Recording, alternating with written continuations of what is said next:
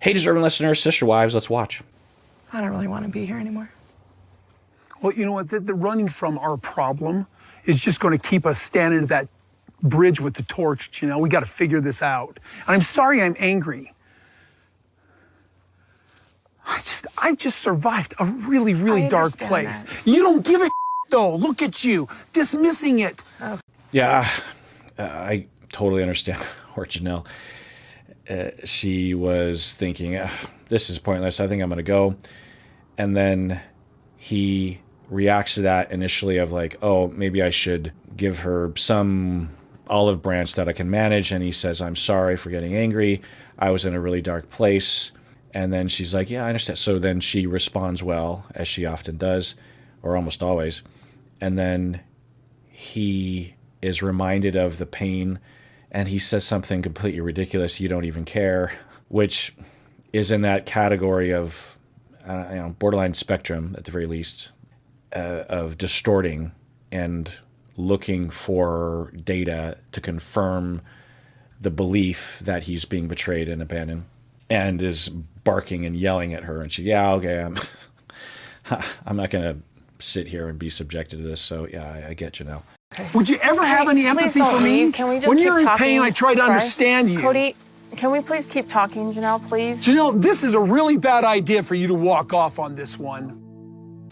I don't know if he's commenting along these lines, but my perception of Janelle is that she will walk away, and I think she's completely justified.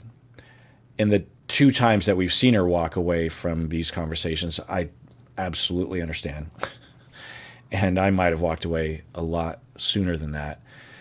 But it does point in the direction of what I wondered about Janelle in terms of her at least being mildly avoidantly attached, which is often characterized by people that tend to walk away from those kind of conversations, either functionally or dysfunctionally. So I don't know. But yeah, why stick around while you're just being barked at? He showed signs where he might be turning a corner, but then he just starts, you don't care about, come on. Talking, Janelle, please. Janelle, this is a really bad idea for you to walk off on this one. Well, all you're doing is yelling at me. So if he stops yelling, can we keep talking, please? So once again, Robyn is the only one that's trying to broker between others. And I don't know if it's a good idea because I don't trust Cody to regulate or try. But so I wouldn't blame Janelle for saying, nah. I have a few more minutes. Will I you really stop? apologize, but every time we start talking about this stuff, I know. I'm like on the verge of losing it. I know you are. I know. Because I know the weight of it now. Okay, so he's talking to Robyn and saying, I apologize. I don't know if he's also apologizing to Janelle. This looks like he's melting down and might be on the verge of melting down often. It just has that look to it. So, yeah, this is a tick in the column, at least on the general hypothesis that he is in a high level of distress for whatever reason, distorted reasons or good reasons or trauma reasons. And we are just seeing the symptoms of that, and he's harming everyone around him instead of addressing the problem, which is him. We actually do skip Christmas together. From experience, the more you just ignore situations and you don't have conversations and you don't work on it, the further and further you grow apart. I think a lot of people put a lot of blame on Robyn in our family. I think there's been different times in all of our lives where like we've been the one that it's been easy to put all the blame on. You know, I see that with Cody, you know, and I see that with me. I've seen it with different people throughout the years. I think we've all taken our turns being the one blamed. I know I've had blame for things in the past. It's a well-known premise or tenet in family systems theory that when a system, a family system or a social system, like a work system, social system at work, is dysfunctional and undifferentiated, then rigid roles will be established, meaning that in a well-functioning system, there will still be roles, but there will be flexibility, and the roles will change over time depending on the needs, not only for the individual, but also for the situation. And in a dysfunctional system, there's more likelihood of the roles being destructive, like that of a scapegoat. And those roles tend to be more rigid.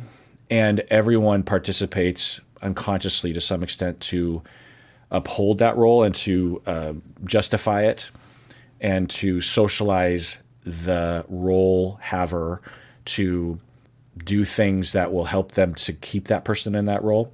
Yeah, I don't see any evidence that Robyn is the source of the problem. She might be. I can't know that. In terms of what I'm seeing in the edit, Cody is 100% the source of all of the problem. I mean, or whatever trauma he suffers from. They all participate. They all have faults. Robyn has faults. Janelle, Christine, Mary. Yeah, they all have their issues. You know, like if we rewind the clock to like 5 years into Vegas or something, when they're having some kind of conflict, mild conflict compared to today, then I could say, well, you know, everyone is sort of playing a role here. Or, there's things that all of them could do differently to make things a little better. Not here. There are times when a problem in a family system can absolutely generate from one person. They typically aren't waking up in the morning and deciding they're going to ruin everyone's life. There's something logical at play, meaning that there's a sequence of causation within an individual, trauma-wise, schema-wise, you know, circumstance-wise. But anyway, we're hearing from Mary that currently she believes that Robyn is unfairly the scapegoat.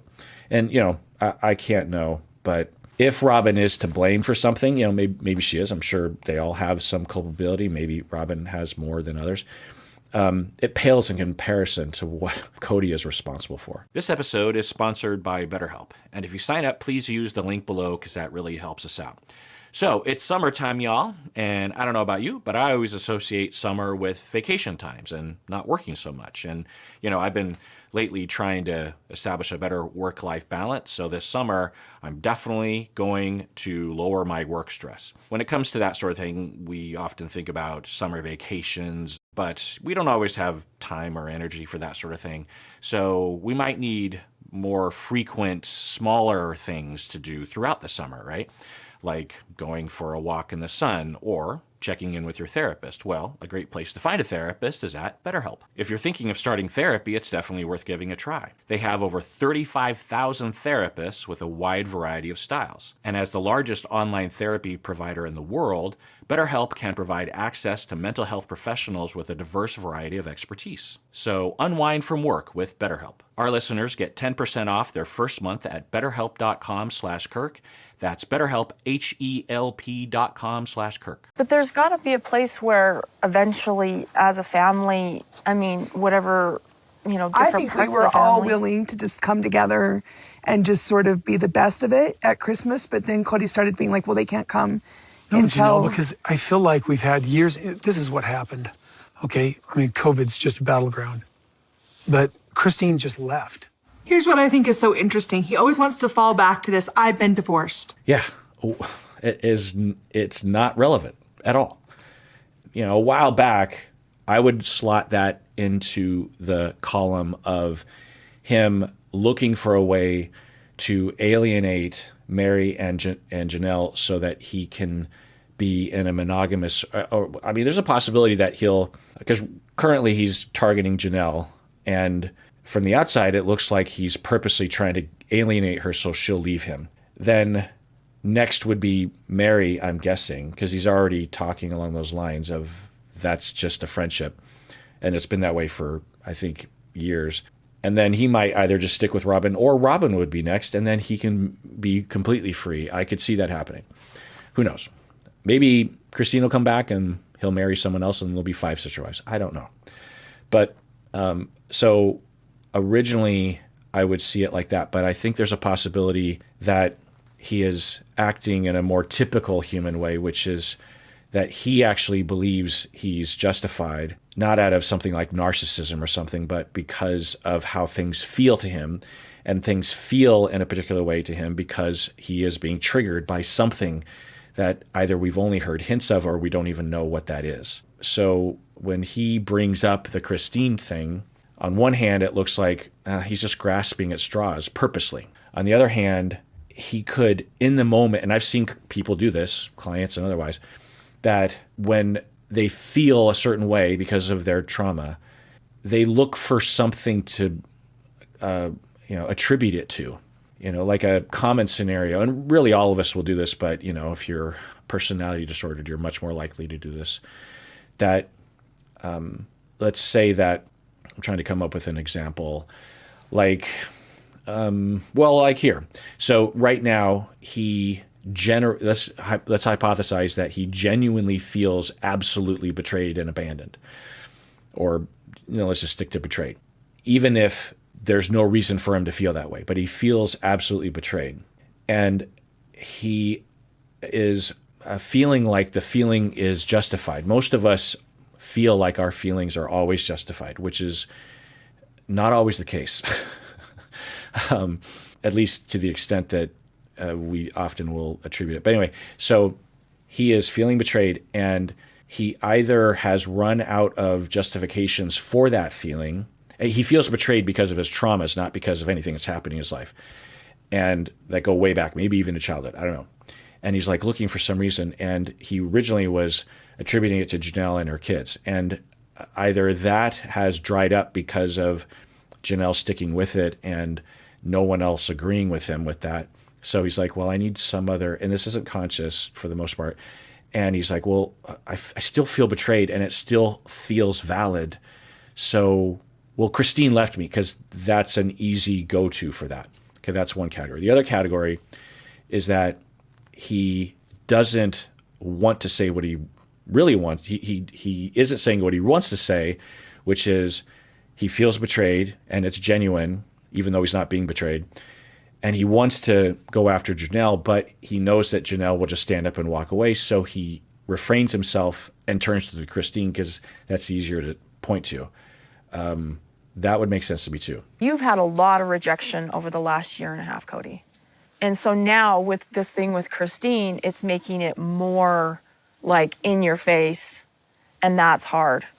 You want people around you to pick sides because you're going through pain. I literally, ladies, I'm really sorry. I just got caught in my emotion here. I think I don't. No, but the thing, Robyn, I knew better than to do this and all. So again, he's apologizing to everyone, but he's speaking to Robyn. Yeah, this is another tick in the column of that explosion earlier was genuine, and he's now regulating a little bit, and he's like, oh, that was ugly, and I shouldn't be doing that, and I didn't want to do that. So it kind of looks like that, right? After 2 years with COVID with your kids, that wouldn't hurt like it is. Marriages are complex, but the relationship between parent and children is really complex too. I mean, I have my own just vast complexities with my parents. Are we about to hear data about his childhood for the first time that I'm aware of or that I remember? I'm guessing not really, but maybe a little bit. Okay. High hopes. Yeah, I have my own daddy issues, so now I've passed that on to my sons have daddy issues. I have no idea. Maybe I haven't told them enough I loved them. I sacrificed my life for them. I thought I was making huge sacrifices. I was making huge sacrifices. And I'm sure everybody else is having heartbreak. I'm sure Garrison and Gabriel are having heartbreak. Okay, he's talking more understandably or more relatably right now, in that direction anyways, less rigid. But we didn't hear anything about his childhood. He just said daddy issues. So we're left to guess. I mean, I've been speculating something happened, but I don't know what, and it sounds like we're not going to get any detail. I thought we were at least going to get a little detail. It's like if we were all moving to Utah, would we still be staying together? Would the family actually be on one page? I don't know, because Cody, at that point, you were like, this plural marriage is flawed and it's a problem and this isn't fair and this. Okay, this is good. So Robyn remembers and is helping at least me, because it didn't seem like that made any sense what he was saying, but I don't know the full timeline or remember it as well as Robyn would. But she's saying, no, by the time Christine was wanting to move to Utah, because you told her behind closed doors that you were excited about moving to Utah and then you hung out to dry. Anyway, that wasn't the inflection point of this family, because before that you were already talking about how much you hated polygamy. All right, well, let's adjourn there. I don't know if I think I've mentioned this before, that at the end of my sessions with clients, I think I often will say something exactly like that. Like, well, okay, let's adjourn there. Or, well, we have a couple minutes before adjourning. And I think I get the word adjourning from college, from being a professor, because that's what I think of, right? Adjourn, like you adjourn a meeting or you adjourn a class meeting. Anyway, I don't know if that matters to you, but let's adjourn there. Tune in next time when I continue watching, if you care to. And everyone out there, please take care of yourself, because you deserve it. You really, really do. You really do.